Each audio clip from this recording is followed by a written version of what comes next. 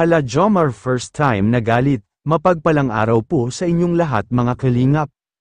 Sanay na sa maayos po kayong kalagayan, lagi po nating suportahan ang lingap para sa mahihirap ni Kalingap Rab at Kuya Val. Jomar first time na inis sa live niya, hindi na siya nakatiis. Nagalit na sa netizen na nag-comment kung bakit hindi agad nakapunta kay Carla sa nangyari sa lolo niya.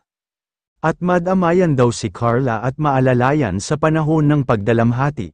Ayaw na sana niyang sagutin at magpaliwanag pero hindi niya mapigil ang sarili. Sinabihan niya ang netizen na hindi po sa lahat ng panahon ay available po siya. Kaya hindi kaagad siya nakapunta, at tinanong ang nagkomento na kayo ba kung may mangyari sa mga kamag-anak ninyo. Right there and then ba automatic makapunta kaagad kayo? Mga kalingap, huwag po kayong demanding kasi po kung tutuusin hindi po sila nagsasama ng 24 hours para mabantayan ang mga nangyayari sa isa't isa. Nagpaabot naman na si Jomar ng pakikiramay kay Carla at sa pamilya niya. Sabi nga ni Jomar, hindi rin po ako mabait, napuno na siya sa mga basher at nasagot na niya.